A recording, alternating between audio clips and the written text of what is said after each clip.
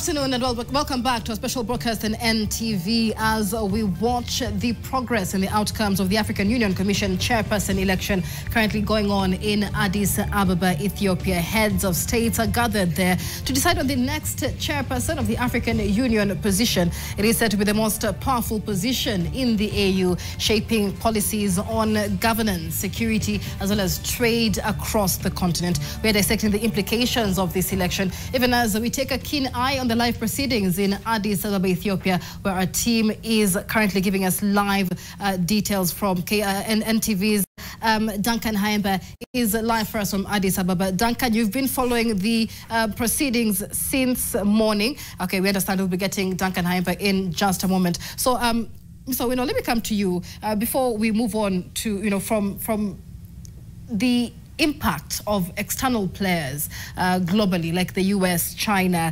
and France. The question is, can the AU leadership really claim to remain independent when most of their funding really comes from donors? You can give me a second. I tell you something before I answer that? Yes, please. Interestingly, I know that you have observed that the people running for deputy chair come from the north. Yes. That is Egypt, Algeria, and Libya.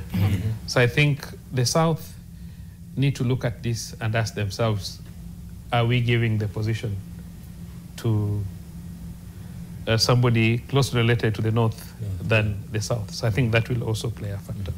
Now, AU, African Union was formed by our earlier great-grandfathers who fought for independence of Africa. They had very good ideas. But the colonialists played their politics. You remember Lumumba, the first president of Congo. We remember what happened to him, and we lost him very early. Just as independence period, we had now the Cold War. We had the issue of the capitalists and the socialists. And it even affected us here in Kenya, because you remember the president and the first president and his first deputy were divided over that. The vice president was socialist, the president was capitalist. And they have played that for a very long time, especially if you look at West Africa that you were talking about, where we have a number of countries which have problems: Mali, Burkina Faso, Niger, Chad, Guinea, Gabon, and even Sudan. If you look at it critically, you find the hands of the foreign countries playing a very big role. Now, currently, the problems we are grappling with. One of the biggest problems we are grappling with is loans.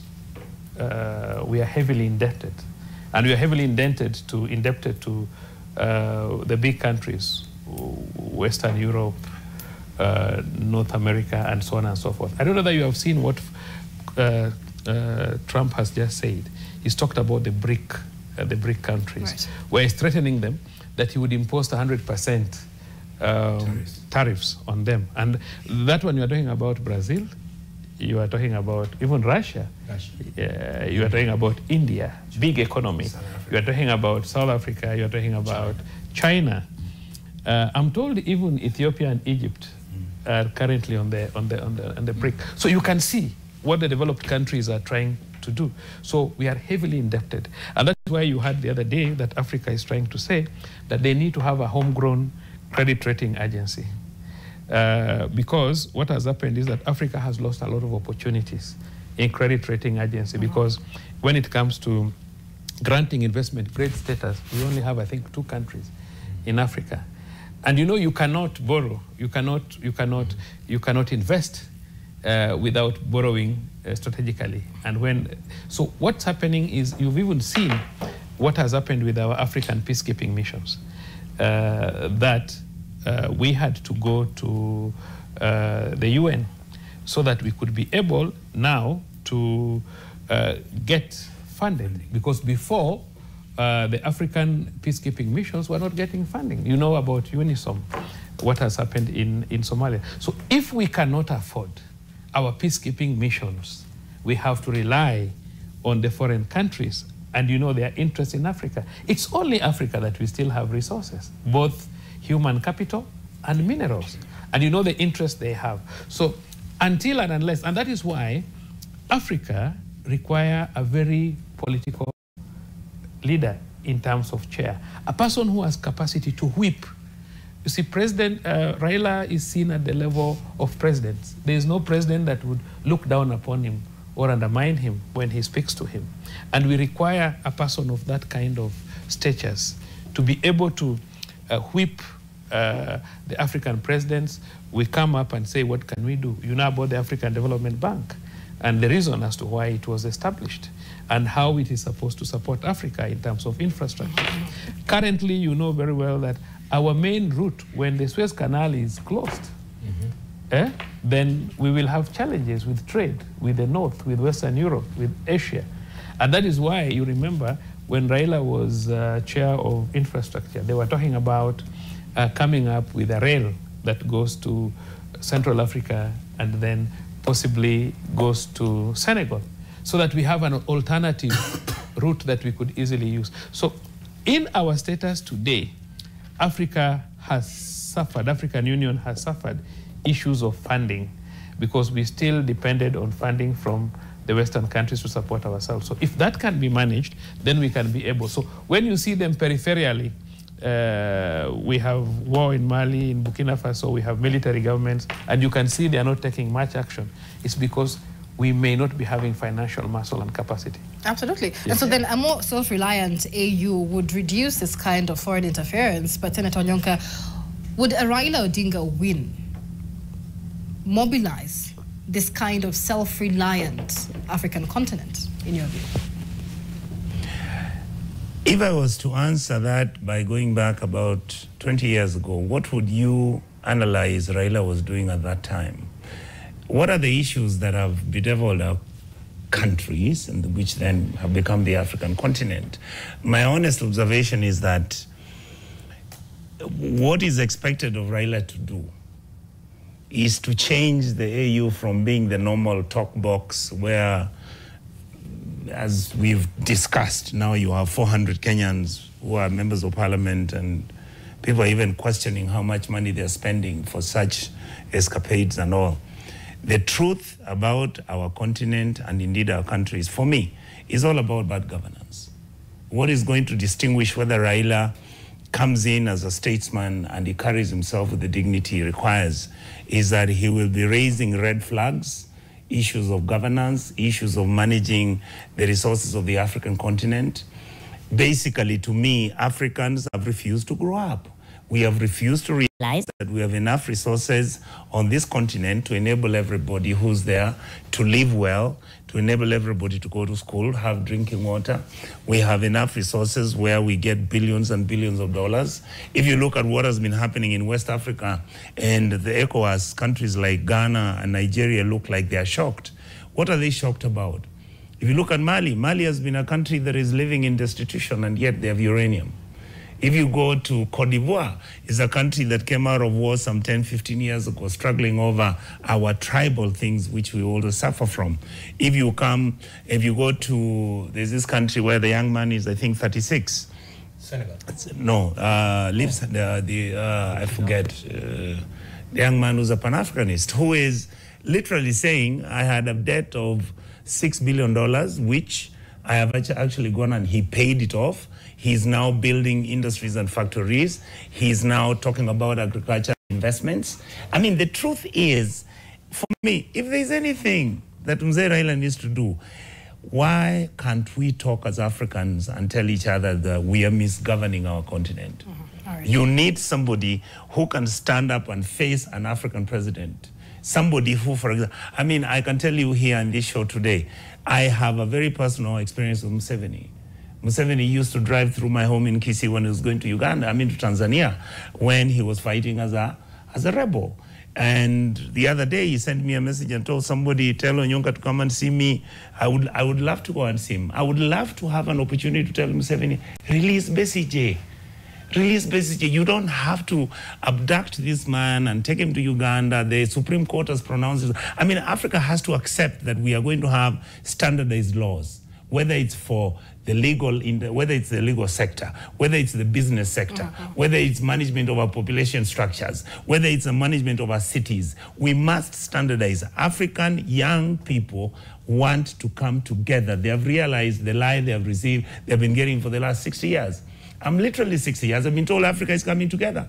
Africa is coming together. Why can't we even have, just a common purpose, a common purpose passport for everybody who's black anyway? Look at what Trump is doing. He's telling all black people, go back to your continent. Look at how many Africans are going through Northern Africa who are crossing over to Europe as refugees in boats. When they die, do you have the AU say anything? No. Absolutely not. We'll be coming back to that conversation. I'd like to go live to Addis Ababa, Ethiopia. NTV's senior political affairs reporter Duncan Haimba has been keeping an eye on this election. Haimba, nearly 50 African heads of state are casting their ballot this afternoon. What kind of political and diplomatic negotiations are currently going on there? So alisema ama vile simili katika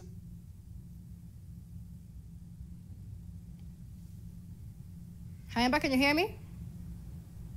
All right, we will be getting back to Duncan Haimba in just a moment. Technology does this sometimes. Dr. Kambona, what's your take on, this dependency that Africa has on... Can I say the last thing? Absolutely, please. The last thing that I wanted to mention is that talk about Africa's independence, and yet the Chinese come. They build you the biggest headquarters of the African continent. They put all the software and the technology in that building. They run it. They know what's going on. Africans, we are refusing to even put money together so that we can have what is called an African peacekeeping mission, which by now, given what is happening in Eastern Congo and Rwanda, by now there should be modalities how these troops move in, not in order to go and exacerbate the issues or add fire onto the, fuel onto the fire, but even to just hold a ceasefire, because the ordinary citizens in those areas are actually destitute. Yes, I think that's what Dr. Kambona, that's a good point. Let me answer your question this way. There is the what and then the how. And there's no better person you can ask that question than me, because I worked for the United States Agency for International Development for many years, for 15 years. And that was the USAID until Trump erased it from the map of the world just 2 weeks ago.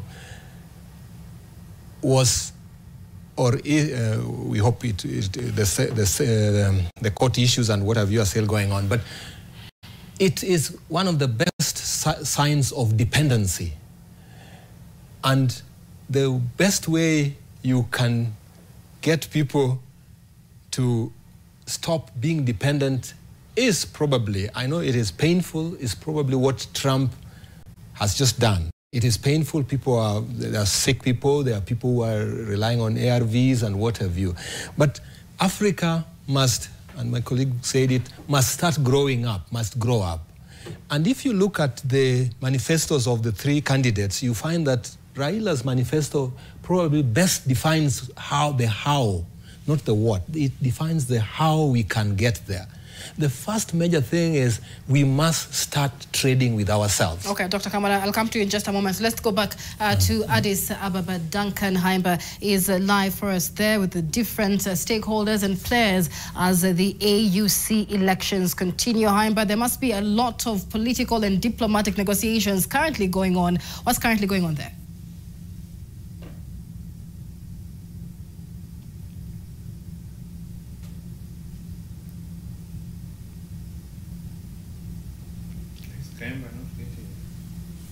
All right, technology seems to not be on our side today. Dr. Kambona, please go. So, and Raila's, one of the key issues is strengthening African free trade area, so that we start trading with ourselves. Right now, it is the only continent that does not trade with itself to a large extent. Actually, they say the figure is below 1%. So that's number one. The second one is we must start value adding on what we produce, whether it is minerals, whether it is agricultural produce, whether it is hides and whatever we produce, we must start value adding on all the products we produce. That way, we will stop relying on foreign aid, because we will have our own production system. You had Charles talked about the credit rating. Yes, we should be going to the World Bank not to get aid, but to get loans, not aid. And you can only get loans with serious credit rating. Then the other thing that lastly we should do is, of course, good governance and leadership. Africa is the biggest, has the largest youth population right now. That we must integrate into our economies so that we can be able to use them properly. And some effort is being done, even in Kenya, but the issue is we must now have an AU chair who is very elaborate on that and lead the heads of states in that direction. Because right now there's that, everybody's doing their own thing, but a Raila chairmanship would do that. He can convene, just like President Ruto has been convening Africa on the climate change issues. A Raila chairmanship can convene heads of state with clear mandate on how we reach there. Absolutely. Yeah. All right, so let's try one more time to link up with NTV's Duncan Haimba live from Addis Ababa, Ethiopia. Haimba, good afternoon. Can you hear me? Well, Michelle, the hour is drawing closer and closer. Now, what happened is that the heads of state and government, they had to break because it had been a marathon. Now, they went for a short lunch. They are coming back, and then they will go straight into the candidates giving their final pitches before the voting starts at exactly 5. That is a confirmation that we've gotten from State House officials that were out just a few minutes ago, and therefore the voting will start at 5 p.m. With me here, several members of parliament that have actually traveled to Addis, as the Speaker of the National Assembly did communicate, is that he had received numerous notifications or requests of members to travel. Remember, it is standard that any member of parliament who needs to travel out of the country, they have to notify the Speaker, and therefore at the time he was communicating on Thursday, he already had over 40 requests, and the numbers have continued swelling and swelling, and therefore they are here in numbers. As you saw yesterday during the lunch break, many of them joined Raila Odinga for the lunch hour. Now tonight, if things will go Raila Odinga's way, we are not sure whether Addis Ababa will be going asleep. But let me talk to Pokot South Member of Parliament, David Kosing. Mheshimiwa, yes. Welcome to NTV. Yes. What is your gut feeling telling you about the contest that is just about to get underway? I'm very hopeful. Mm-hmm. And I want to tell Kenyans, let's continue praying. We're also praying. And I think that's the message for now. Mm-hmm. Because maybe in 30 minutes, for example, there's going to be the starting of the voting. So I'm also praying. Mm-hmm. And we are very hopeful. And why are we hopeful? 2 reasons. Number one is the work that has been put by the head of state himself. That is President Ruto. I'm telling you, he's put an immense heart and campaign. Remember, he came here 3 days before. He's been lobbying around. I don't think if that guy had a sleep, you know. And that's a strength which we have as Kenyans, and that is why it's increasing our hope that we're going to win this thing this evening. Although, you know, you cannot say anything until when it's done. So we have that reason that the head of state has put a lot of efforts in this. Number 2 is that we have a very good candidate, you know, in the name of Right Honorable Raila Odinga. He's a very good candidate. He's known all over Africa. And he's also very passionate. In terms of Pan-Africanism, he's actually the one who has been promoting this democracy and Pan-Africanism. And therefore, we are very hopeful and very happy. And that is why we put our own money. You know, there are about like 8 MPs here, or maybe more or less 8 MPs, governors, MCAs, and so on. Why? Because we have a very good candidate. He is a Pan-Africanist. And if you like, and if you look at the talks today, you find that it's, you know, like even the lady from Barbados, she really brought in that idea of Pan-Africanism, togetherness, you know, our resources and so on. If you put that one and mirror with the Honorable Raila Odinga, that's exactly, Raila fits. And that is why I'm very hopeful and I'm very happy, and we're expecting good results. If in terms of experience, everybody knows that Right Honorable Raila Odinga has been envoy on infrastructure in the entire Africa. So he knows it. He has a lot of friends. In terms of credibility and profile, very high profile. And therefore, but we cannot say much because now things are still rolling. I wish we could, we could have this thing early. So I'll tell Kenyans, and I want to tell you, my good brother, we're very hopeful. Okay. Yes. Thank you very much. David Kosing from Pokot South. Let me join his neighbor from Trans Nzoia. This is Caleb Amisi from Saboti, Member of Parliament Saboti, Trans Nzoia County. Addis, they are saying Addis Niababa. What are you feeling inside you? Yeah, Addis Niababa, just from the word Addis Ababa. And maybe you look at it from the history of African Union. When African Organization of African Unity was started in 1963 by Kwame Nkrumah and his friends for liberation of African states.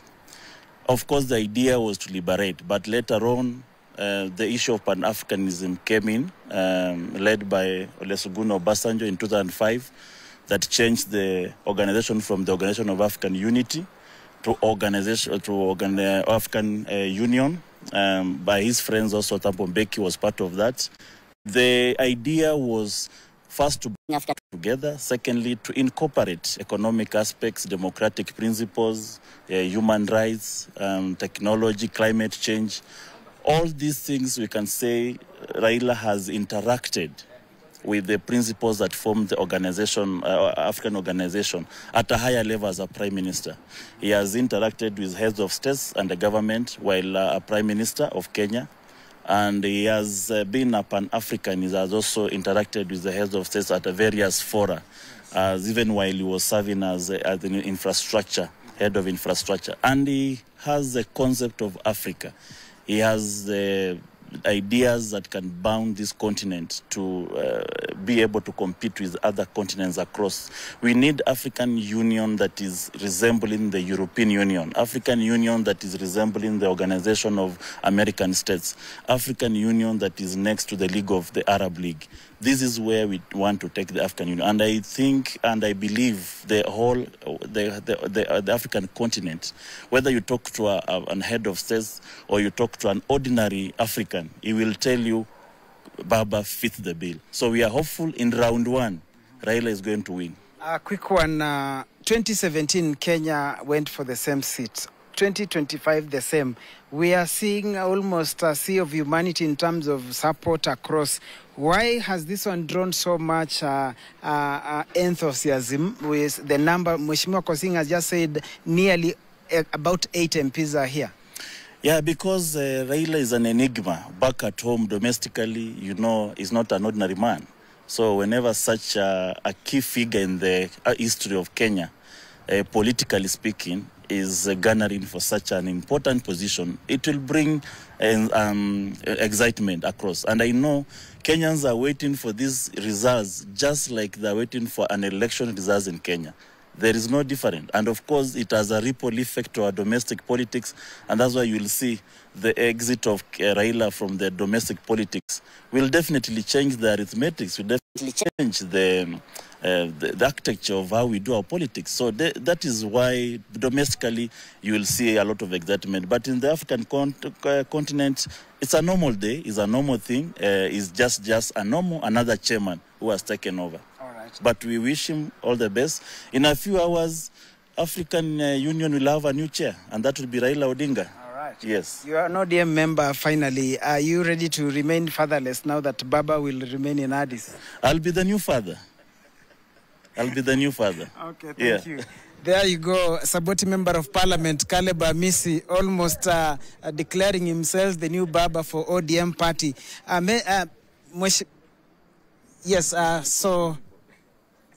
Yes, Mheshimiwa Major Bashir, 2017, we came so close. We went for 6 rounds before eventually Ambassador Amina lost. 2025, what are you feeling? What are the chances? This time round, what do you say in terms of the field? I think no election is similar. Even general elections are not the same back home. I think the one for 2017 and 2025 are totally different in the sense that you can see the enthusiasm that Kenyans have for the candidate. In 2017, to be honest, the head of state at that time didn't put so much effort and into this. But this time it's different because the head of state, who is the symbol of unity in the country, is the #1 guy leading this process. And he's putting a lot of effort and time in this thing. So that is the real difference. And you can see how many Kenyans have really come. Because we are looking at this, this is time for Baba. In the morning sessions, we had a lot of discussions. And, one of the key things that came up was Pan-Africanism. And, of course, Raila is also a Pan-Africanist. He's worked here before as AU's High Representative for Infrastructure. So he's not new to AU. But above all, he meets the cut. And I think we are hopeful as Kenyans, are hopeful as Africa, that in the next few minutes or hours, he will take the chair as the next African Union Commission chair. Okay. And I think that will be great for Baba. We've put in a lot of effort. The president has done it. Kenyans are praying for him. You have seen a number of cadres of Kenyans, not only members of parliament. I'm sure you've seen a number of other cadres. All walks of Kenyans have been here just to ensure that, at least to pray for him. But an election is an election. Ours is to pray for him. He has all the chances, looking at his credentials and qualifications. So we hope that he gets it, and we're hoping for the best. In 30 or so minutes, I'm sure he will change the seat. I see. You are over 80 of you. What is the plan should Baba win tonight? What are you people? Are you planning to shatter Addis Ababa tonight? Not really. That's not our plan. Our plan is just to celebrate in a very cordial and harmonious way, without causing any chaos or anything to Addis Ababa. But of course, we want to make a statement that the person that is elected is no ordinary person, so that at least everyone knows that they have had several other AU Commission chairpersons, but this is different. So that is the statement that we're trying to send to them. Okay. So definitely there is something thereafter.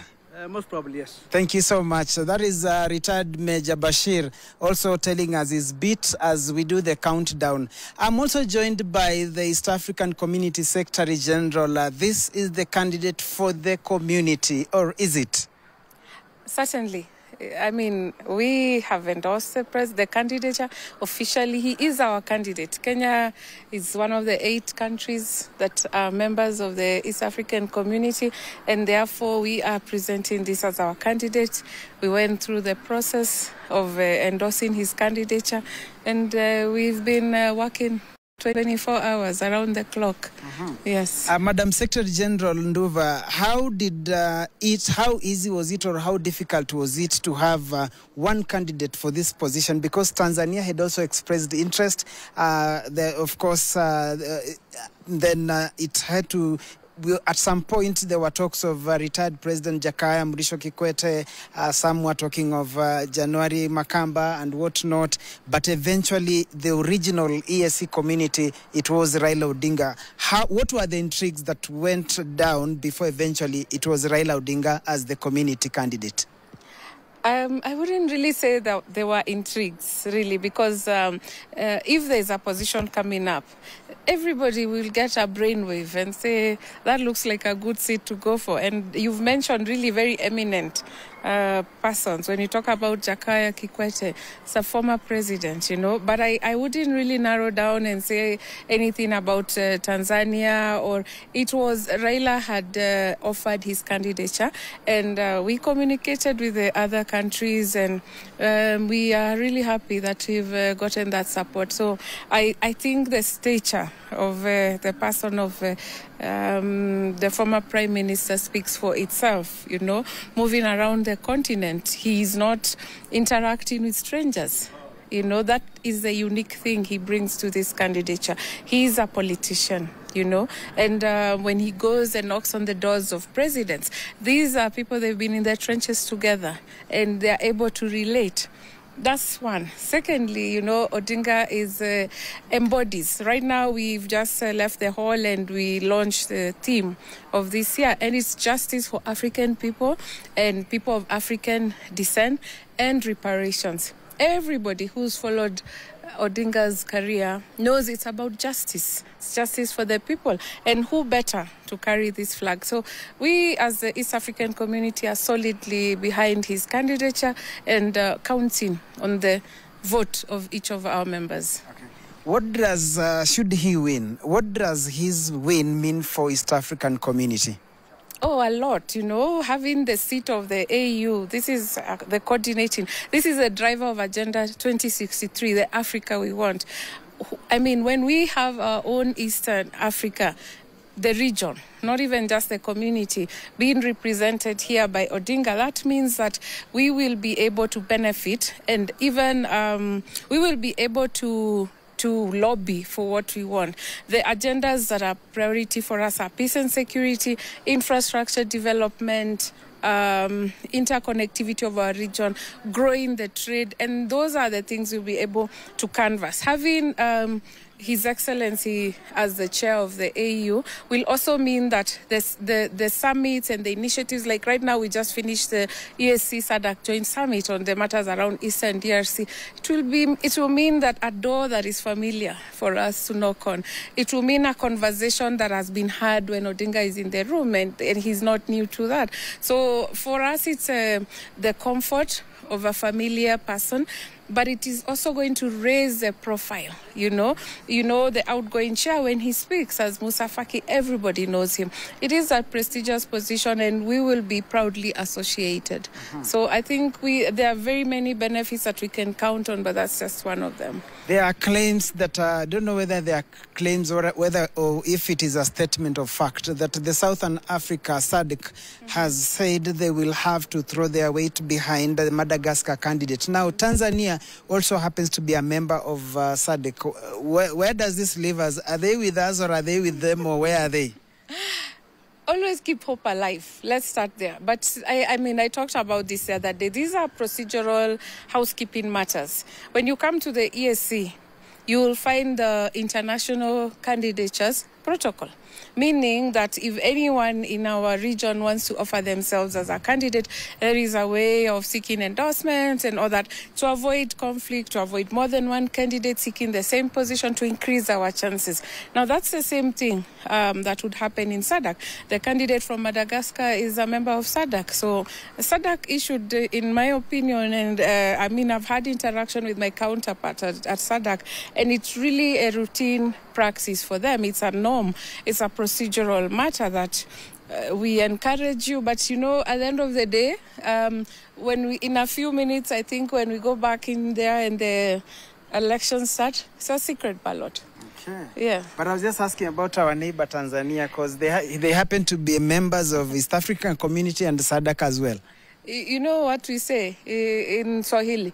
Kura yako siri yako. But I'm confident, you know, I'm very confident that Tanzania, and indeed Her Excellency Mama Suluhu, will give us her vote. But you know, why I'm asking is there are reports of 2017 how we lost that in the street linga they say kuna majirani walitutoka 2017. Yalopita.